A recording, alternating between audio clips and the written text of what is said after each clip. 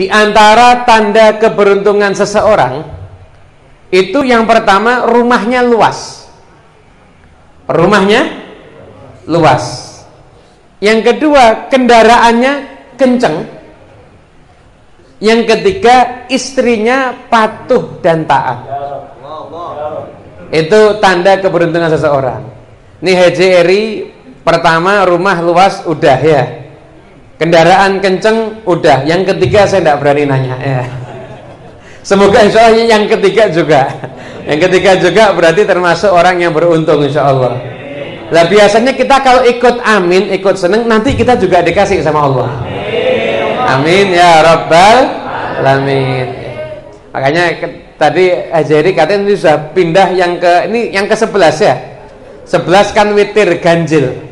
Biasanya ini sudah penutupan, biasanya begitu. Kecuali kalau dapatnya luasnya 2 kalinya ini ya wallahu a'lam ya. Hadirin yang dimuliakan Allah Subhanahu wa taala, semoga kita jadi orang yang beruntung semuanya dunia akhirat. Amin. Allahumma amin. Rumah itu bahasa Arabnya ada beberapa kosakata. Ada yang bilang bahasa Arabnya rumah itu manzil. Ada yang bilang bahasa Arabnya rumah itu bait. Ada yang bilang bahasa Arabnya rumah itu ad-dar. Ada yang bilang bahasa Arabnya rumah itu al-maskan. Al-maskan. Maskan itu artinya tempat tinggal tapi yang tenang. Jadi kata maskan yang bisa bermakna rumah itu asal katanya sakinah, ketenangan. Artinya rumah kita itu harus jadi tempat di mana kita merasa paling tenang. Kalau rumah kita belum bisa menjadi tempat di mana kita merasa paling tenang, berarti ada problem dalam diri kita atau hidup kita. Rumah kita itu harus tempat yang kita paling tenang di sana, itu harus menjadi rumah kita. Tempat apa tadi ya namanya maskan. Makanya yang namanya rumah itu harus ada ketenangan. Kalau ada rumah isinya ribut terus, bukan rumah tangga itu, rumah duka namanya. Isinya ribut terus, bukan rumah tangga, namanya rumah duka. Nah, hidup ini enak. Kita kan pengen hidup enak kan? Hayatan thayyibah, hidup yang senang kan? Hidup ini enak itu bukan karena banyak kesenangan, akan tapi karena ketenangan. Orang banyak senang, kalau nggak tenang ya nggak enak hidupnya. Anda kalau ditawarin dapat gaji 1 bulan 500 juta, tapi cuci darah sebulan 2 kali, mau? Mau nggak? Enggak, kenapa? Anda merasa nggak tenang kalau Anda harus cuci darah kan? Anda nggak mau, Anda akan tolak itu semuanya. Kenapa? Karena yang paling penting itu bukan hanya kesenangan, tapi ketenangan. Nah sekarang bagaimana caranya mendapatkan ketenangan dalam pribadi kita, ataupun di rumah kita, ataupun di keluarga? Bagaimana caranya mendapatkan ketenangan? Ala bidzikrillahi tatmainnul qulub. Hanya dengan berzikir kepada Allah, hanya dengan zikrillah tatmainnul qulub, maka hati akan menjadi tenang. Artinya kalau kita dapat zikrillah itu ada dalam kehidupan kita, maka hati kita akan menjadi tenang. Dan tenangnya hati itu nggak bisa. Ada orang gelisah, Anda bayar biar tenang, nggak bisa tenang, long gelisah kok. Tapi kalau zikrillah itu bisa menghadirkan ketenangan. Terus apa makna zikrillah? Makna zikrillah macam-macam. Kita lihat di tafsir makna zikrillah, ada yang memaknai zikrillah itu maknanya salat. Kalau salatnya itu tenang, maka hidupnya juga akan tenang. Problem kita semuanya, salat masih belum bisa tenang. Allahu Akbar, HP bunyi, yang dipikir salatnya atau HP-nya. Salat ini penting. Makanya Nabi Muhammad SAW, beliau itu kan suri teladan kita kan Nabi Muhammad. Nabi itu kalau ada problem, terjadi sesuatu dalam kehidupan beliau, maka beliau ngajak dirinya, keluarganya untuk mengerjakan salat. Artinya apa? Salatnya diperbagus, diperkhusyuk, dan juga memperbanyak salat sunnah. Wasta'inu bisabri wassalah. Kalau ada problem itu solusinya adalah salat. Itu yang diajarkan oleh Nabi Muhammad. Nah sekarang ini problem orang zaman sekarang, kenapa orang zaman sekarang ini kok masalahnya banyak? Karena sholatnya itu yang bermasalah. Kalau sholat kita itu kita anggap besar, masalah kita jadinya kecil. Kalau sholat kita anggap kecil, masalah kita jadinya besar. Anda bayangkan ya, Anda bayangkan Nabi Muhammad SAW. Nabi itu orang paling santun, paling penyabar, paling rahmat. Itu menyatakan apa? Anak kecil umur 10 tahun nggak sholat, pukul. Seorang yang penuh rahmat, urusan ini kepada anak kecil menyatakan pukul. Walaupun pukulnya tetap dalam tanda kutip syarat dan ketentuan berlaku. Nggak boleh mukul wajah, nggak boleh meninggalkan bekas, nggak boleh mukul organ vital, nggak boleh. Tapi kan Nabi menyatakan pukul kepada anak usia 10 tahun yang kita anggap kecil. Apa alasannya? Salat. Anak kecil nggak sholat, pukul. Kenapa sih kok suruh mukul umur 10 tahun? Khawatir. Khawatirnya apa? Kalau sudah balik anak itu nggak sholat, yang mukul udah orang tua udah nggak wajib mukul lagi. Yang mukul takutnya siapa? Allah. Kalau orang sudah dipukul sama Allah, setinggi apapun pangkatnya, sebanyak apapun hartanya, seberapa besar pengaruhnya, tidak mungkin hidupnya bahagia. Kenapa? Dipukul sama Allah Subhanahu wa taala. Naudzubillah min dzalik. Makanya ngeri. Urusan sholat itu sangat penting. Jadikan anak kita tuh menghargai sholat. Jadikan anak kita tuh menghargai sholat. Pola didik yang salah nih yang selama ini menjadikan anak kita ini kurang menghargai sholat. Saya mau nanya, ini di samping ada ibu-ibu kan? Ibu, hidup ya Bu ya? Oh, hidup ibu-ibu. Bu, ini biar ibu-ibu yang jawab, Bapak nggak usah jawab. Ibu-ibu ini kalau nyuruh anaknya tidur kalau malam, nah tidur besok sekolah, atau nah tidur besok sholat subuh, yang mana? Nah tidur besok sekolah, atau nah tidur besok sholat subuh, yang mana? Sekolah. Berarti ibu ngajarin anak bangun tidurmu yang paling penting karena sekolah. Akhirnya sekolah sama sholat besar mana? Bahaya. Harusnya gimana? Nah tidur besok sholat subuh. Sekolah, iya sekolah penting, tapi sholat itu jauh lebih penting. Ngajarin itu dari kecil begitu. Anak itu dari kecil nganggap, oh sholat itu luar biasa. Kenapa? Karena dididik sama orang tua yang menghargai sholat. Nah sekarang sudah terlanjur, Beb, anaknya udah agak gede. Ya udah, kalau sekarang udah terlanjur, Anda sekarang biasakan waktu azan itu Anda segera sholat dan biarkan itu disaksikan oleh anak-anak Anda semuanya. Kalau dia menyaksikan orang tuanya mengagungkan sholat, mau nggak mau anaknya juga pasti akan mengagungkan sholat. Pak, yang namanya anak itu cerminan orang tua, bayangannya orang tua. Kalau kayu lurus, bayangannya gimana?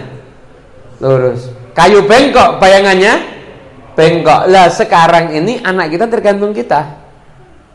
Makanya jadikan anak-anak kita tuh orang yang menghargai sholat. Dan semoga diri kita juga orang yang menghargai sholat, insya Allah. Amin, Allahumma. Kita satu hari dikasih waktu sama Allah berapa jam? 24 jam.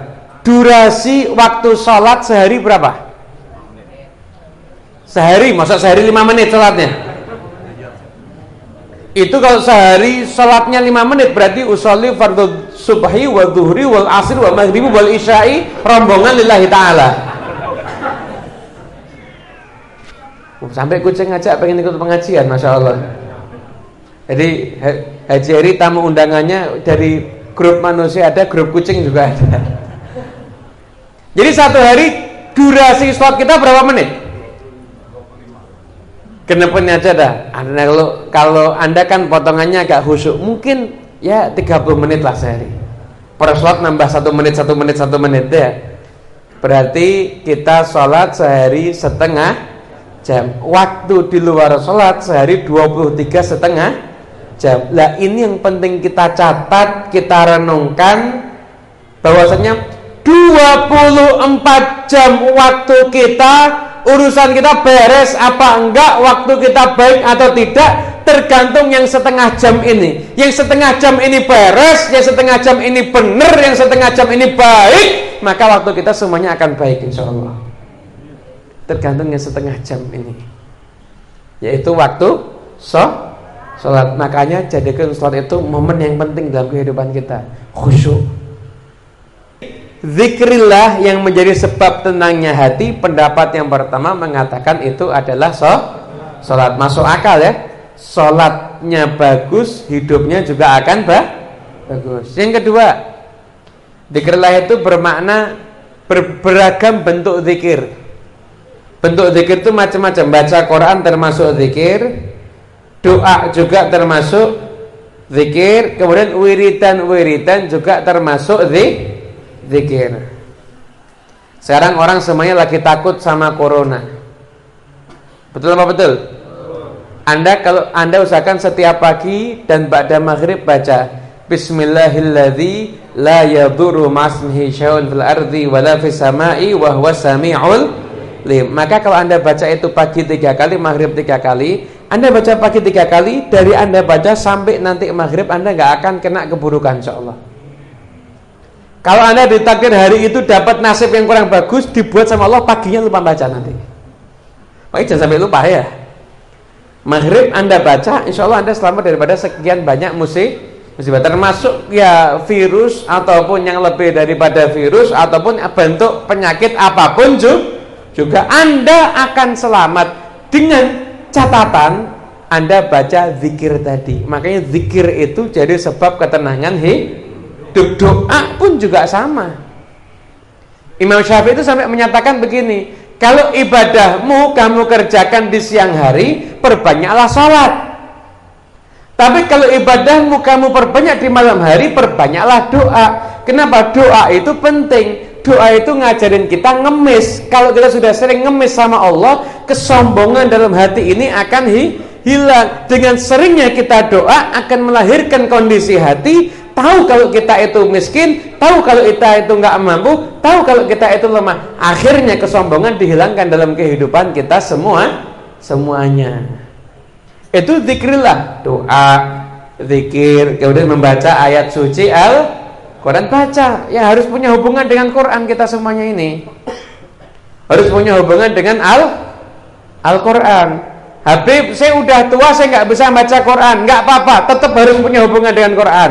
Caranya gimana? Ambil air wudhu, Anda buka mushaf, Anda lihat, selesai. Ya Allah, kalau saya bisa saya baca, kalau nggak bisa ya saya lihat. Selesai, tutup, selesai, taruh. Yang penting punya hubungan dengan Quran. Udah nggak baca, buka aja nggak pernah, kan repot. Dengerin nggak mau. Begitu nyetel mobil, radio ada ayat Quran diganti, cari dangdut. Begitu kok kepengen hidupnya tenang. Zikrillah itu Anda datangkan, maka itu insya Allah akan jadi sebab ketenangan hidup. Jadi gimana biar tenang? Ya Anda amalkan semuanya, sholatnya yang benar, zikirnya yang benar, doanya yang benar, baca Quran yang benar. Anda amalkan itu semuanya, nanti hidupnya akan tenang. Kemudian yang ketiga makna zikrillah. Ini saya tausiah nggak mau panjang-panjang, karena saya tahu ini wajahnya kelaparan semuanya soal ini. Itu kelihatan. Jadi lisanul hal afsah min lisanil maqal. Kadang-kadang bentuk tubuh itu lebih fasih berbicara dibandingkan lisan yang berbicara ya. Saya tahu ada sudah megang-megang perut, ada tahu. Ada kalau Anda kepengen bacaan biar bisa menghilangkan lapar ada. Nah kalau lapar Anda baca Al-Baqarah 7 kali. Insya Allah laparnya hilang karena ganti pingsan. Sallallahu alaihi Nabi Muhammad. Lazah. Itu jadi itu yang kedua adalah Al-Quran, zikir, kemudian perbanyak doa. Habib saya tuh sudah doa tapi kok nggak mustajab, nggak mungkin. Doa nggak dijabah, itu tidak mungkin. Karena Allah sendiri menyatakan ud'uni astajib. Kamu doa pasti akan diijabah. Saya udah doa tapi nggak diijabah. Mohon maaf, pertanyaannya, kamu menganggap itu doa, apakah Allah sudah menganggap lisanmu minta tadi sebagai doa? Karena kadang-kadang menurut kita udah doa, tapi menurut Allah belum doa.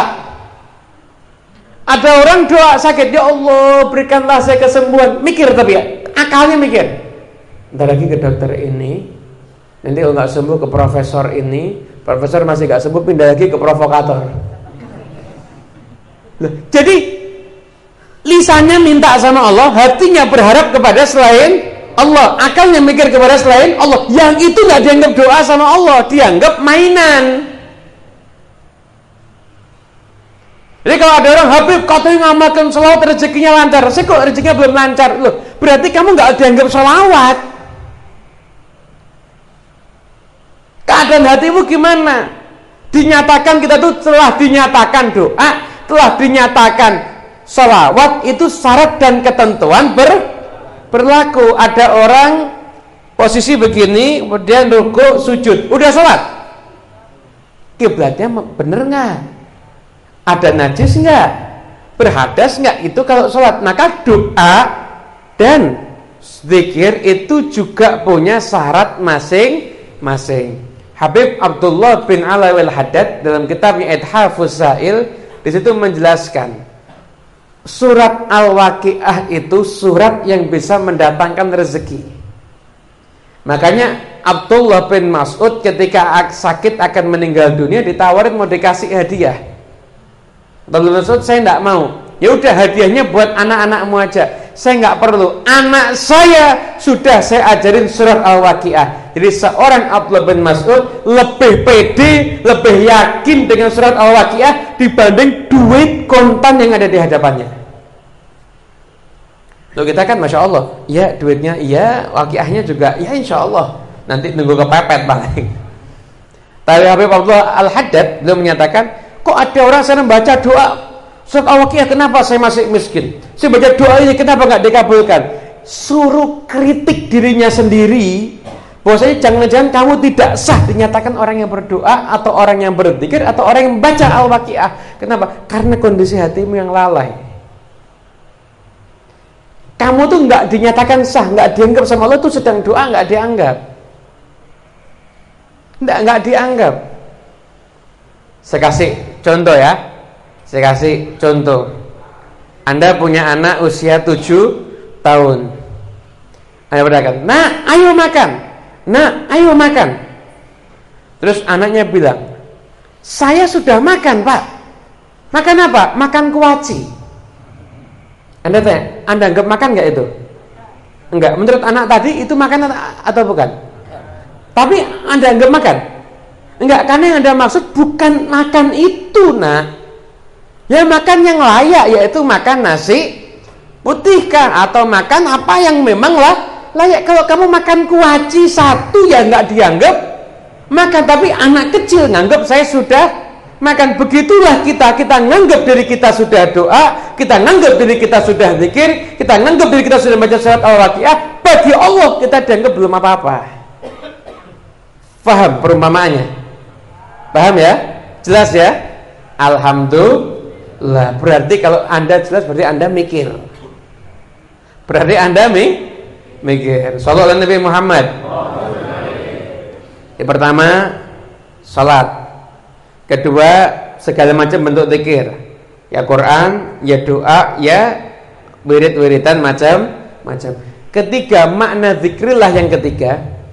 Saya baca di salah satu kitab karya ulama dari Tunisia. Ulama dari Tunisia ini seorang ahli fikih.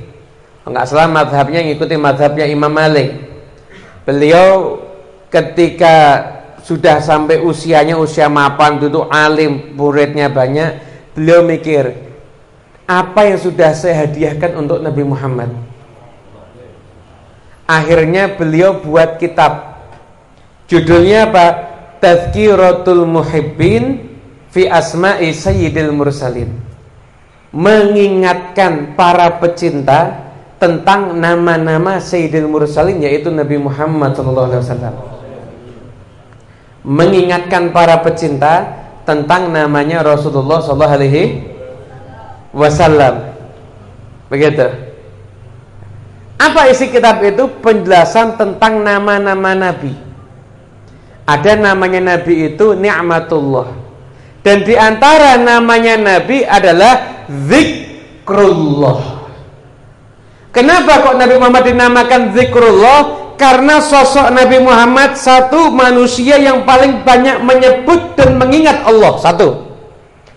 Alasan yang kedua, manusia yang kalau disebut paling banyak mendatangkan zikir itu Nabi Muhammad. Saudara Nabi Muhammad disebut nama Nabi aja kita selawat, zikir. Disebut akhlak Nabi kita, Masya Allah, Alhamdulillah. Kan zikir terus kita kan kalau bahas Nabi Muhammad. Sehingga beliau Rasulullah SAW disebut dengan zikrullah. Hingga ulama dari Tunisia ini, mu'allif kitab Tadhkiratul Muhibbin, beliau menafsirkan ala bi dzikrillahi tatmainnul qulub, ala bi Muhammadin sallallahu alaihi wasallam tatmainnul qulub.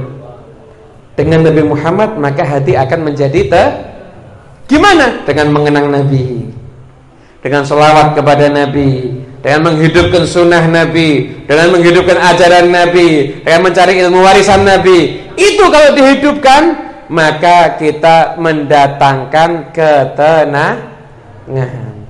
Jadi punya sambung hubungan dengan Nabi Muhammad SAW itu mendatangkan ketenangan hidup. Makanya yuk sambungkan diri kita dengan Nabi. Habib Ali bin Muhammad Al-Habsyi beliau menyampaikan, kamu kalau ingin punya hubungan dengan Nabi, sambung dengan Nabi, kamu bisa mencintai dan dicintai Nabi. Ada 4 hal. Kasratu dzikri alaih, wa kasratu salati alaih, wal ittiba'u sunnati, wa ihya'u syari'atih. 4 hal ini. Kamu sering nyebut Nabi, sering menceritakan Nabi. Kita ini gini loh ya, saya kasih perumpamaan. Anda pernah nggak lihat tim sukses menceritakan calon yang didukung? Pernah lihat ya? Ya, kita tuh harusnya menceritakan Nabi lebih daripada itu loh. Dikagumi, dipuja-puji itu haknya Nabi Muhammad. Bukan hanya makhluk yang lain dia dapat, tapi dikit. Yang paling layak dipuji-puji, dikagumi, disebutin kelebihannya itu Nabi Muhammad. Makanya pecinta Nabi itu harusnya cemburu. Saya pernah lihat waktu itu jadi ada infotainment. Di infotainment itu bahas artis, dibahas masuk infotainment. Kenapa? Artis itu makan 2 piring. Ada artis makan 2 piring dibahas di infotainment. Anda harusnya cemburu. Itu kan haknya Nabi Muhammad, dipelajari secara detail kehidupannya. Bukan haknya orang-orang itu. Itu haknya Rasulullah. Bukan haknya mereka. Bukan haknya mereka itu. Ini haknya Rasulullah. Kenapa kita kurang semangat menceritakan Nabi? Teman-teman kita yang belum kenal Nabi, jadikan mereka kenal dari Nabi Muhammad dengan kita semangat menceritakan Nabi Muhammad. Saya masih ingat tahun 2010, 10 tahun lalu. Saya di pondok kedatangan tamu, itu ada ulama dari Hadramaut, Habib Kadzim, Musa Al-Kadzim As-Segaf. Datang, kemudian Habib Kadzim ini cerita, beliau dakwah di Inggris, ketemu sama tukang potong rambut, sudah mengislamkan puluhan orang. Tukang potong rambut mengislamkan puluhan orang. Gimana caranya? Dia buat kiosnya yang rapi, yang bersih, yang wangi. Tiap ada orang datang, dia penampilannya menyenangkan, wajahnya senyum. Tiap ada orang datang, dia tanya, kenal nggak dengan nabinya orang Islam namanya Muhammad? Nggak kenal, diceritakan tentang Nabi Muhammad. Cuma modelnya itu aja. Ada yang tertarik, ada yang masuk Islam, ada yang enggak. Yang nggak masuk Islam datang, dia diceritain lagi. Karena dia tuh punya kios yang bagus, yang rapi, hingga orang tertarik untuk jadi langganan ke sana. Saat itu aja, dia mesti terus kerja ya, mesti motong rambut terus ya. Udah ngislamkan puluhan orang hanya dengan modal keahlian cukur rambut. Artinya dalam profesi apapun dalam kehidupan kita bisa menjadi orang yang menjadi tim suksesnya Nabi Muhammad SAW. Sallallahu Nabi Muhammad. Yang kedua, banyak selawat sama Nabi, banyak selawat sama Rasulullah SAW. Man asurat alaihil hajah fal yukthiri sholata alayya. Dan Nabi, barang siapa yang hajatnya nggak kabul, maka perbanyaklah sholawat atasku, nanti hajatnya kabul. Banyak sholawat itu gimana? Yang banyak. Ada orang DM saya di Instagram, Habib Muhammad, bagaimana agar saya itu hajatnya kabul? Karena saya sedang punya hajat yang besar. Saya jawab simple, 2 kata aja, kecanduan sholawat. Jadi Anda itu sholawatnya udah kayak orang kecanduan, hajat Anda kabul semuanya. Bahkan Anda belum sempat doa, Allah udah kasih insya Allah. Sholawat yang ketiga, ikuti sunnah Nabi. Makan pakai caranya Nabi, tangan kanan, baca doanya, jangan lupa masuk rumah kaki kanan, cara Nabi. Tidur caranya Nabi, jangan dilupakan cara Nabi. Sholat berjamaah diadakan di rumah kita, yang laki pergi ke masjid, perempuan di rumah. Cara Nabi itu, ajarkan, ikuti. Yang keempat adalah menghidupkan syariatnya. Kita kalau punya anak laki lebih dari satu, salah satu suruh belajar ilmu agama, biar jadi pewaris ilmu Nabi Muhammad. Nah, nanti kita jadi orang yang dicintai dan mencintai Rasulullah SAW. Semoga yang kami sampaikan ini ada manfaatnya, ada berkahnya untuk kita semuanya, bisa mendatangkan kebaikan untuk kita semuanya. Amin ya rabbal alamin. Dari saya cukup sekian. Wallahul muwaffiq ila aqwamit thoriq wal afu minkum. Wassalamualaikum warahmatullahi wabarakatuh.